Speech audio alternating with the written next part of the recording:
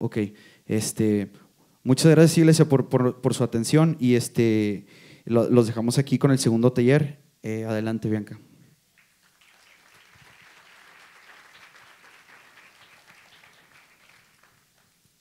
Gracias, Gena, Benji, pastores, por la oportunidad.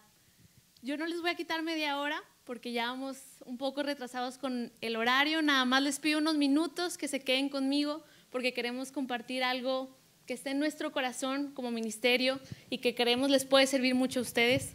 De hecho, el taller se llama Oración Incesante, no oraciones apostólicas, aunque sí las vamos a mencionar al final, bien breve, pero como se llama el congreso, como es el de Segunda de Tesalonicenses, donde dice orad sin cesar, porque ese es el corazón y el sentir del ministerio, porque creemos que más que un ministerio o que es realmente la identidad de la iglesia y la identidad del cristiano, porque como comentaba el pastor Roberto hace ratito, la oración viene del declarar, del verbo de hablar, y sabemos como cristianos que en la palabra está el poder.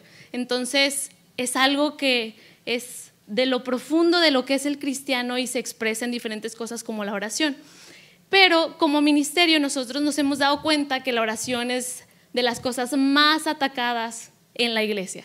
¿Por qué? Porque es difícil estar en una silla a veces orando a un Dios que no ves, sin saber si las cosas que estás haciendo o pidiendo van a pasar o cuándo van a pasar, y luego pasaste 1 hora, pasaste 2 horas y algunos podrían pensar que es una pérdida de tiempo, que pudiste haber hecho algo más productivo como hacer algo para servicio, etcétera, ¿no? Entonces a veces es complicado y es difícil, y esas son nada más algunas de las cositas que percibimos, pero el ataque hacia la oración a veces va en raíces de nuestro corazón que ni siquiera percibimos o nos damos cuenta. Y yo nada más quiero mencionar 3 cosas que a veces frenan nuestra oración, pero que si somos conscientes podemos estarlas luchando vez tras vez y podemos tener victoria en ellas, al punto que nosotros podemos ser personas de oración y llevar estilos de vida de oración. La primera es que mucha gente a veces no siente la libertad o la confianza de orar porque siente cierta vergüenza o condenación o intimidación. Pero nosotros sabemos, como decía Homero en la mañana, en Hebreos 4:16 dice: acercaos confiadamente al trono de gracia para recibir misericordia y oportuno socorro, porque el trono de Jesús es un trono de gracia.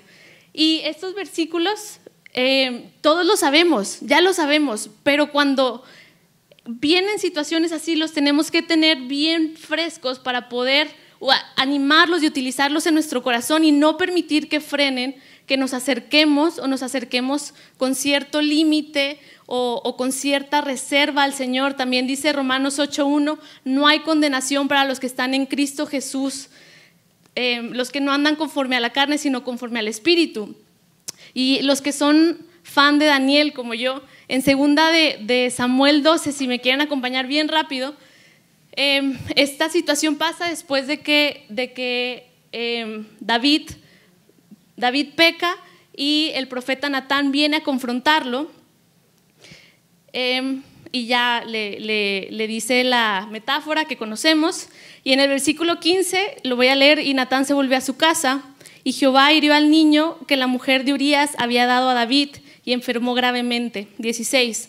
Entonces David rogó a Dios por el niño y ayunó David y entró y pasó la noche acostado en tierra, y así estuvo 7 días David. Y luego el versículo 19, me voy a saltar, dice: mas David, ya esto es después de que muere el niño, mas David, viendo a sus siervos hablar entre sí, entendió que el niño había muerto, por lo que dijo David a sus siervos: ¿ha muerto el niño? Y ellos respondieron: ha muerto. Entonces David se levantó de la tierra y se levantó y se ungió y cambió sus ropas y entró a la casa de Jehová y adoró. ¡Wow! esto es una como pequeña imagen o pequeña reflexión de cómo era la vida de David. ¿Tú te das cuenta? O sea, muchos de nosotros cuando hay una situación difícil, cuando pecas, cuando sientes que le fallaste a Dios, que le fallaste a la iglesia, que le fallaste a alguien, lo que haces es correr para el otro lado o alejarte o pones una barrera en tu corazón. Pero lo que nos enseña la Biblia, y no solo en este versículo, sino en muchísimos, pero este es uno que a mí me gusta mucho, David hace lo opuesto, él corre hacia Dios. Inmediatamente se va Natán, él se hinca 7 días, que algunos dirían, oye, ¿cómo haces eso? O sea, de que, ¿cómo no? Pero no, eso es lo que él hace. Y después de los 7 días, lo que él hace es ir a adorar. ¿Por qué? Porque cuando tú sientas algo en tu corazón que está frenando tu oración, lo peor que puedes hacer es dejar de orar. Eso es lo peor que puedes hacer, porque tú no puedes resolver una situación sin el Espíritu Santo, porque dice la palabra que el Espíritu vino para convencer al mundo de pecado, de justicia y de juicio. Entonces, el que trae la convicción a tu corazón es el Espíritu Santo. Así que si tú detectas que algo está frenando tu oración, que estás batallando para acercarte, no sientas una presión que si oras en 15 minutos y no se resuelve, estás mal. Al contrario, empieza a orar. Empieza a orar en ese momento, en el carro, en la regadera, en tu casa, en el trabajo, en la iglesia. Continúa orando y te lo prometo, porque no te lo prometo yo, porque es un principio bíblico, que el Espíritu Santo va a meterse a tu corazón, va a tomarlo, va a empezar a mordiarlo y en 7 días, tal vez como David, vas a otra vez sentir la libertad para adorar. No que sea de sentimientos, no estoy hablando que sea de sentimientos, pero sí a veces Dios también cambia nuestros sentimientos. Pero el punto es, no lo hagas. ¿Por qué? Porque acuérdate de Romanos 8, que no hay condenación. Acuérdate de Hebreos 4, que te puedes acercar confiadamente. Acuérdate de David, que lo hizo. También en situaciones difíciles, cuando sientas que tienes algo difícil, algo palpable, como una enfermedad, algún hijo en rebeldía, algo económico, a veces el corazón pues se agüita poquito, ¿no? Entonces no tienes ganas de orar, tienes flojera, piensas que deberías de ir a trabajar, a buscar, salir adelante, etcétera. Pasan un montón de situaciones, pero también lo que te enseña la Biblia en Santiago 5:3 dice, si alguien está afligido, orad. También una situación difícil que ya comentaron el día de hoy en Hechos 16:25, cuando Pablo y Silas son encarcelados, dice, a medianoche orando Pablo y Silas cantaban himnos. Te enseña el mismo principio. Situación difícil, antes de ir a pedir consejo, antes de ir a desahogarte, antes de dar cabida que te deprimas, porque si pasa algo y tú empiezas como a meditar en lo difícil que es y cómo te pasa a ti, y luego vas a pedir consejo, que a veces es muy bueno pedir consejo, pero a veces corremos antes a pedir consejo que al lugar de oración, que al Señor. Entonces, en situaciones difíciles, ve al Señor, no tengas miedo de exponerte, porque a veces el miedo a exponernos nos frena, que tenemos miedo de pedirle al Señor que haga algo y luego que no pase y que nos decepcionemos, o que nos amarguemos, o que nuestro corazón, pues sí, o sea, se duela de no ver el milagro. A veces es una mezcla de la situación difícil junto con falta de fe, etcétera, ¿no? Pero ante situaciones difíciles, ve al lugar de oración. Sigue la receta de Pablo, sigue la receta de Silas, sigue la receta de David, ve al lugar de oración de Santiago 5:3, porque ese es el lugar más seguro para tu corazón.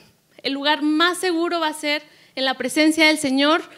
Mientras platicas la situación con el Señor, pide consejo. Mientras platícalo con alguien más, busca soluciones, pero ve al lugar de oración. Y por último, que también va relacionado, créele al Señor que Él te va a responder en el lugar de oración. Dice Mateo 18:18, de cierto os digo que todo lo que atéis en la tierra será atado en el cielo, y todo lo que desatéis en la tierra será desatado en el cielo. Si 2 o más de vosotros se pusieren de acuerdo en la tierra acerca de cualquier cosa que pidieren, les será hecho por mi Padre que está en los cielos. Entonces también como principio de oración que nosotros tenemos muy presente en la casa de oración y yo en mi vida personal, es que Dios escucha la oración, que realmente se mueven ángeles, y este es solo un versículo, hay miles de versículos en la palabra que te hablan de cómo Dios responde la oración y se mueve a través de la oración, pero tenemos que tenerlo bien presente, que Él escucha como decía, como hemos dicho en varios versículos y en varias ocasiones el día de hoy, Él nos llama a su casa de oración. Él ha dicho que Él escuchará nuestras oraciones. Eso en sí mismo es un milagro, que a través de Cristo Jesús Él escucha nuestras oraciones y se elevan delante de Él como incienso, dice en Apocalipsis 4 también. Entonces detectemos esto. Muchas veces detectarlo no es fácil, muchas veces saber por qué estás batallando, por qué es difícil que te comuniques con Dios, a veces es difícil detectarlo.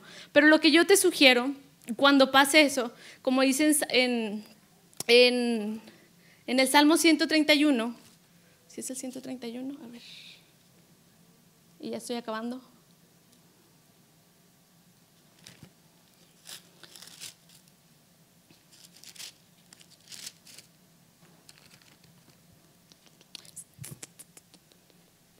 Sí, el Salmo 131, lo voy a leer bien rápido, el versículo desde el 1, dice: Jehová, no se ha envanecido mi corazón, ni mis ojos enaltecieron, ni anduvieron en grandezas, ni en cosas demasiado sublimes para mí. En verdad que me he comportado, he acallado mi alma. Como un niño destetado está mi alma, como un niño destetado de su madre, como un niño destetado está mi alma. Cuando no sepas por qué estás batallando en tu vida de oración, que a la vez va relacionada con muchas cosas, como se ha comentado, pero específicamente en tu vida de oración, yo te recomiendo este salmo. Yo te recomiendo que acalles tu alma, porque tienes 1000 voces, muchas veces 1000 voces en tu cabeza, como habíamos dicho, de vergüenza, de condenación, de intimidación, de los problemas, de falta de fe, si no sabes que Dios va a contestar, si no va a contestar, etc. Acalla las voces, o pídele al Espíritu Santo que puedas acallar las voces. Acalla tu alma, como dice David, como un niño destetado, acalla tu alma. Y entonces, en la medida que estás ejerciendo esa habilidad para callar tu alma y acallar todas las voces que muchas veces buscan distraerte, empieza a orar. Y empieza a orar como decía Benji, con la palabra. O sea, ya cuando lograste un poquito acallar voces, empieza a leerte un salmo, empieza a leer las oraciones apostólicas, que si quieren un día les comentamos un poquito más, o si alguien me quiere buscar al final les comento un poquito más para no alargarme. Pero agárrate de lo que ya está escrito, agárrate de la palabra de Dios y empieza a orarlo. Y esto, repítelo incesantemente hasta que veamos al Señor. Toda la vida vamos a tener ataques, toda la vida vamos a tener situaciones que van a buscar menguar nuestra vida de oración. ¿Por qué? Porque si le pegan a tu vida de oración, te pegan a ti, le pegan a tu familia, le pegan a tu nación, le pegan a las naciones, le pegan a todo. ¿Por qué? Porque una persona es tan grande como su vida de oración. ¿Por qué? Porque es difícil que seamos tan efectivos como podríamos ser si no estamos hablando con la fuente y escuchando, como decía el hermano Mero. Súper importante, no solo nosotros hablando, sino escuchando.